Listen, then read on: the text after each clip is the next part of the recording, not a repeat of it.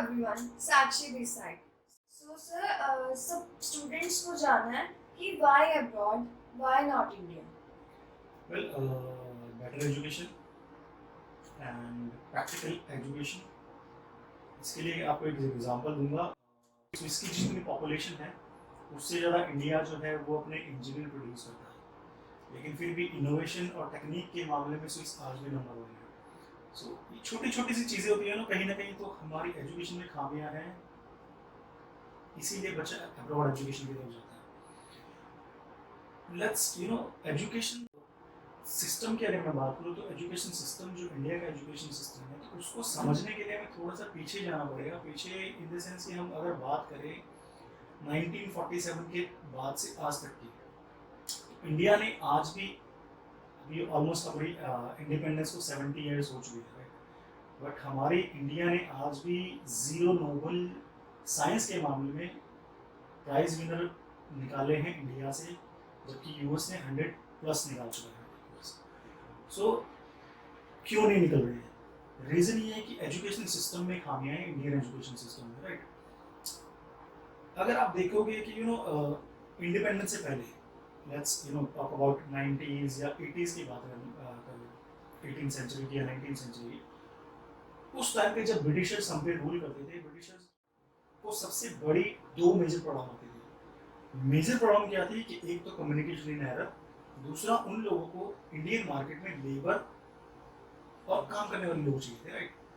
तो उसके लिए उन्होंने एक एजुकेशन सिस्टम इंट्रोड्यूस किया 1835 के आसपास, और उस एजुकेशन सिस्टम के अकॉर्डिंग उन्होंने जो इंग्लिश इन कम्युनिकेशन के अंदर वो एजुकेशन को लेके आए। उससे क्या हुआ कि जो कम्युनिकेशन था, एक तो उनकी कम्युनिकेशन की प्रॉब्लम सॉल्व हो गई, दूसरा उनको मजदूर मिल गए जो सीधा फोकस रखे और काम करे, राइट। तो वहाँ पे क्या होता था कि वहाँ पे इनोवेशन उनको नहीं चाहिए होती थी, उनको सिर्फ ये था कि आप आइए काम कीजिए 24 घंटे 12 घंटे 14 घंटे जो भी उनका टाइम फ्रेम होता है। तो दीज आर द रीजन आप वो टाइम से लेकर के आज के टाइम पे हमारी एजुकेशन सिस्टम जो है उसका फॉलो करता जा रहा है, ठीक है, छोटे मोटे चेंजेस के साथ। अगर आप बात करोगे एक एंड्रॉयड फ़ोन की, एक iOS फ़ोन की, तो iOS फ़ोन भी हर 5 साल बाद अपनी टेक्निक चेंज कर देता है। अगर आप पिछले 5 साल पुराना एक iOS फ़ोन यूज़ करोगे तो आपको बोलेंगे आउटडेटेड है। ये तो फ़ोन की बात है, पर हमारा एजुकेशन सिस्टम है वो छोटे मोटे चेंजेस के साथ हम उसको चलाते जा रहे हैं ऑलमोस्ट 80-90 ईयर्स से। सो एजुकेशन सिस्टम पुराना होने के कारण जो स्टूडेंट है, क्रिएटिविटी क्या है हमारी एजुकेशन सिस्टम में, कुछ नहीं है। तो इसीलिए दीज आर द रीजंस कि बच्चा एजुकेशन अब्रॉड के लिए हम लोगों को प्रोत्साहन करते हैं और हर स्टूडेंट को बोलते हैं कि एजुकेशन अब्रॉड में जाकर आप कीजिए। Okay. तो नेक्स्ट क्वेश्चन हमारे स्टूडेंट क्या है कि लाइक बेसिक एजुकेशन क्या मतलब क्या डिफरेंस है अब्रॉड की स्टडीज में एंड इंडियन की स्टडीज में? वेल, एक डेटा के मुताबिक जब इंडिया में एक सर्वे हुआ AITC के सर्वे, उनके अकॉर्डिंग इंडियन जो ग्रेजुएट्स हैं 80% ग्रेजुएट्स हैं जॉब के लिए क्वालिफाई ही नहीं करते, राइट। अब उसका रीजन क्या है कि अगेन एजुकेशन सिस्टम। अगर आप एक छोटे बच्चे को बोलोगे, अगर आप किंडरगार्टन में आपने देखा होगा तो वहाँ पे क्रिएटिविटी बच्चे को सिखाई जाती है, बट अगर आप जैसे जैसे आप 12-13 साल की उम्र में आ जाते हैं और आपकी एजुकेशन जो स्कूलिंग स्टार्ट हो जाती है, तो एजुकेशन स्कूलिंग स्टार्ट होने के बाद आपको क्या किया जाता है, आपको रट्टा रहा जाता है, बुक्स आपको पढ़ाई जाती है। एक बेसिक हिस्ट्री होने की वजह से इंडिया में एक बेसिक हिस्ट्री होने के बाद बावजूद भी हमें हिस्ट्री की मोटी मोटी किताबें दी जाती है रखने के लिए, राइट। और फिर भी अगर आप उसमें देखोगे कि हमें कुछ अगर फाइंड करना है तो हम गूगल की हेल्प लेते हैं। क्यों? रीजन क्या है उसका? अगर हमारी बेसिक एजुकेशन ही उसका रूट कॉज क्या है हम ये फाइंड नहीं कर रहे हैं, हम सिर्फ एजुकेशन सिस्टम में उसमें घुसे चले जा रहे हैं और रट्टा लगाए जा रहे हैं। 12-13 साल तक बच्चा पढ़ता रहता है और ग्रेजुएशन भी अपनी कंप्लीट कर लेता है, but again what he is getting nothing. So next question हमारे स्टूडेंट्स का ये है कि इंग्लिश तो हम यहाँ पे भी पढ़ रहे हैं, तो डिफरेंस क्या है? अब्रॉड में भी जाके हमने इंग्लिश पढ़नी है। वेल, इंग्लिश की अगर मैं बात करूँ तो इंग्लिश को इंटरनेशनल लैंग्वेज नहीं है, राइट। इंडिया में इंग्लिश को लेके एक हवा बनाया गया। हवा क्या है कि अगर आप इंग्लिश बोलते हो तो एक आप अच्छी क्लास में आ जाते हो, अगर आपको इंग्लिश नहीं आती तो you are from the lower background class, right. यही आप देखोगे चाइना में, रशिया में, फ्रांस में, वहाँ पे इंग्लिश का इतना क्रेज नहीं है, बट फिर भी वो लोग हमसे ज़्यादा अच्छे इंग्लिश बोलते हैं। रीज़न बिकॉज वो उसको एज अ टेक्निक की तरह लेते हैं, एज अ एजुकेशन की तरह लेते हैं। हम लोग यहाँ पे उसको एक रट्टा लगाए जा रहे हैं, बट सीखा क्या? नथिंग।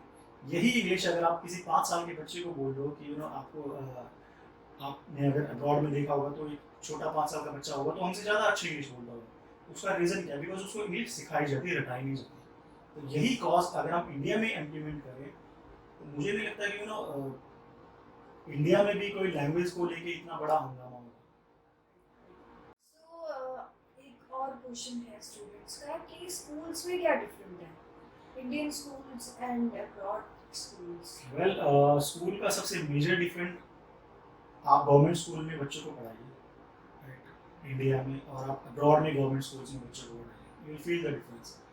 जितने भी बड़े पॉलिटिशियंस हैं, जितने भी सेलिब्रिटीज़ हैं, जितने भी जानी मानी पर्सनैलिटीज़ हैं, वो अपने बच्चों को अब्रॉड एजुकेशन करने के लिए क्यों भेजते हैं? उसका रीज़न ये है कि जो एजुकेशन है, रूट जो उनको बच्चे को न्यूट्रिशन किया जाता है, वो एक फाउंडेशन बिल्ड की जाती है। मैं तो चाहूँगा कि आप पॉलिटिशियंस के बच्चों को यहाँ पे गवर्नमेंट स्कूल्स में पढ़ाइए। उससे क्या होगा कि हमारे गवर्नमेंट स्कूल्स की हालात सुधरेंगे, राइट। प्लस जो हमें एक्चुअली टेक्निक चाहिए, जो हमें आउटडेटेड टेक्निक को छोड़ करके जो आज की लेटेस्ट टेक्निक है, जिस जहाँ पे क्रिएटिविटी हो, क्रिएटिविटी नाम का वर्ड तो इंडिया में 90% तो है ही नहीं, 10-5% है, वो भी गिने चुने स्कूल्स में, और वो भी सिर्फ उसको पेले जा रहे हैं। एंड आज हम देख रहे हैं कि अब हमारे जो इंडिया के स्कूल्स हैं उनकी सिचुएशन पहले से बेटर हो रही है, तो उसके बारे में आप क्या कहेंगे? वेल, अगेन, सिर्फ हम एजुकेशन में छोटे मोटे चेंजेस कर रहे हैं, हम बिल्डिंग्स अच्छी बना रहे हैं, हम प्राइवेट स्कूल्स में अच्छे अच्छे फंड्स पे कर रहे हैं बच्चों को, अपना टीचर्स को, बट एजुकेशन कहाँ है? क्रिएटिविटी कहाँ है? बच्चा सीखता कहाँ से है? उसको वही सीखना है जो आपने सिखाना है, अपनी क्रिएटिविटी नहीं यूज़ कर रहे। आप उसको अगेन किताबें दे रहे हैं, रट्टा लगवा रहे हैं, क्या कर रहे हैं? प्रैक्टिकल एस्पेक्ट्स कहाँ है? प्रैक्टिकल नॉलेज बच्चे की कहाँ है? अगर एक बच्चा अपने आप को एक, लेट्स सपोज आप एक इंजीनियरिंग करते हो, इंजीनियरिंग स्कूल से, तो जैसे मैंने आपको बताया, एयर सीटीसी के तहत 80% इंजीनियर्स जो हैं इंडिया में जॉब के लिए एप्लीकेबल ही नहीं है, एलिजिबल ही नहीं है, राइट। सो इंजीनियरिंग आपने कर ली, बट इम्प्लीमेंट क्या किया? So these are the factors कि अब्रॉड में यही है, अगर आप अब्रॉड में एजुकेशन लेते हो, राइट, सो वहाँ से आप अगर कोई भी education, I am not saying कि सिर्फ इंजीनियरिंग की बात है, इंडिया में अगर आप देखोगे तो इंडिया में गिने चुने 3 स्ट्रीम होते हैं, नॉन मेडिकल, साइंस और आर्ट्स। आर्ट्स वाले बच्चे को तो ऐसा लगा लिया जाता है कि जिंदगी में वो कुछ कर ही नहीं सकता। अगर आपने आर्ट्स किया, इट मीन्स कि आपका लेवल 0 है, भले ही वो कितना ही क्रिएटिव क्यों ना हो, भले ही वो कितना ही इंटेलिजेंट क्यों ना हो, बट जब तक जिसके 90% नहीं आएंगे, आप उसको बोलेंगे नहीं कि एक ब्राइट स्टूडेंट है। अब 90% वाला बच्चा भी, अगर आप संस्कृत की मैं बात करूँ तो 90% वाला बच्चा संस्कृत आज के टाइम पे बोल नहीं पाता, राइट। रीज़न भी हम लोग लगे हुए हैं अपनी पुरानी एजुकेशन सिस्टम को खींचते चले गए। इसी के साथ अगर मैं बात करूँ कि आर्ट्स वाले स्टूडेंट्स की, अगर आप बात करोगे 1000-2000 साल पुरानी, तो द्रोणाचार्य ने भी अपने शिष्य को, अपने स्टूडेंट्स को हर एक टेक्निक दी थी, किसकी कितनी कैपेबिलिटी है, कौन क्या सीख सकता है, उन्होंने वो सिखाया था, ना कि एक रटा रटाया सिस्टम। अगर वो भीम को बोलते कि आप धनुष बाण चलाना शुरू करो तो क्या होता? अगर वो अर्जुन को बोलते कि आप गदा उठा लो तो क्या होता? तो रीज़न ये है कि हमारी जो टेक्निक है, हमारी जो हम एजुकेशन सिस्टम है, उसका पैटर्न हमें चेंज करना होगा। ये सब कुछ चेंजेस के बाद yes then we can say, और आने वाले मुझे नहीं लगता कि 10 से 15 साल तक हमारी कोई एजुकेशन टेक्निक चेंज होने वाली है। आप भले ही कितना भी मोटिवेट रख ले अपने आप को, भले ही आप कितना ही बोल दो कि अगर मैं फेमस पर्सनैलिटी की बात करूँ तो भले ही आप कितना बोल दो कि सुंदर पिचाई ने एक अच्छा काम किया है, he was from India, Satyam Nadella is from India, जो इंडिया से एजुकेशन अच्छी पढ़ के निकले हैं, नहीं है। उन लोगों ने भी अपनी एजुकेशन अब्रॉड से जाके की थी, तब आज के टाइम पे वो स्टैंडर्ड पे पहुंचे हैं। अगर हम यही चीज़ इंडिया में इम्प्लीमेंट करना चाहते हैं तो 10 से 15 साल इस चीज़ को लग जाएंगे, तब जाके ये चीज़ें। तो मेन रीजन तो यही है ना कि यहाँ पे थ्योरेटिकल नॉलेज ज्यादा दी जाती है, बच्चों को बुक्स रटा दी जाती है, क्रिएटिविटी नहीं है। I'm not saying कि थ्योरेटिकल है या प्रैक्टिकल है, बट क्रिएटिविटी नहीं है। अगर आपको एक रटा रटाया सिलेबस पढ़ाया जा रहा है, हो सकता है कि जिस टाइम पे मैंने अपनी हिस्ट्री की बुक पढ़ी थी वही आपने नहीं पढ़ी हो, वही आने वाला बच्चा ही पढ़ रहा है। जो मैंने इंग्लिश या हिंदी के चैप्टर्स पढ़े थे वही आपने पढ़े होंगे, वही आने वाले स्टूडेंट का भी। तो हमारी क्रिएटिविटी क्या है, हमारा सिलेबस क्या चेंज हुआ, हमने एजुकेशन पैटर्न क्या चेंज किया।